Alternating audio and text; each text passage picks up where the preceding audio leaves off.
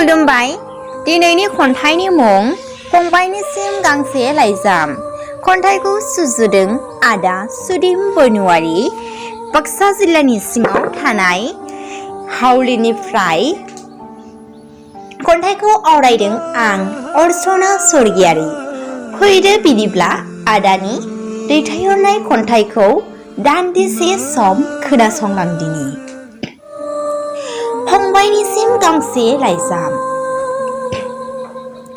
गिबियावनो आंनि अननाय सिबिनाय आरो गाहाम हामलायनाय नोंनिसिम बावहरबाय। आं जाबाय गामियारि नोंबोमोन, नाथाय दिनै सोलोंथाइ मोनना दावगालु सोदोमस्रिनि बार नांना सहरनि जोंदा मादा थासारियाव नों बासा लाबाय। राव हारिमु सोलायलांबाय। अनजालि बिसि फिसाजों गोजोन थेलेबलेब नोंनि संसार। आंगो जोनोम गामि गावनि असेफोर जोनोमगिरि बिमानि अननायखौ नेवसिलांना नों बावबाय नामा फंबाय? आइ आदि नोंखौ बे बुहुमनि आलासि महरै लेंना लाबोदोंमोन, संसारनि सुबुं महरै सिनायथि होदों। दिनै नों बुजियासै फंबाय, आइनि अननायनि सिमा गैयै बेसेन। नोंनि जोनोम जागोन दा गोरलै बिथराइ हाथाइ गैयै समाव।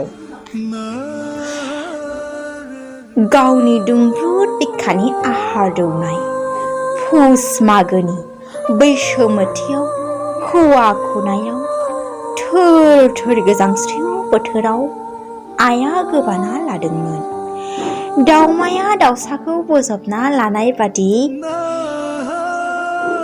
दैज्लाङाव दैबाना सफैबोला आइया गिनायमोन दाहाराव नोंखौ गोजावलांजानो। हावरिया मावरिया बिफा गैयाबाबो देरबोदोंमोन आइनि जोथोनाव। आइनि दावस्रि बादि आहार बुथुमनाय बिहोमायाव दिनै नों गोसोखाङाना? नों उन्दै समाव गेलेबोनाय गामिनि फैलाव सोमखोर फोथार, गय खान्थाल थाइजौ बिफां लाइफां सारि सारि, मिथिंगाजों बुंफबनाय बर' गामि। उन्दैयाव आइया बामनानै दोनहैनाय गामिनि गुदि फरायसालि, जेराव नों जुरिदोंमोन सोलोंथाइनि गिबि आगान। बे फरायसालियाव सोलोंसानि अनजिमा गोमालांनो हमदों फारियै फारि।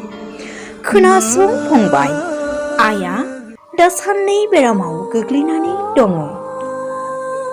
थैहां बरफहां, राव गोमाहां नोंखौनो लामा नायनानै दङ दिनैबो थांनानै। नों फै फंबाय, आइखौ खौरां लाफै, आंगो जोनोम गामियाव फै। दिनैनि खन्थाइया एसेनोसै, गोजोन्थों।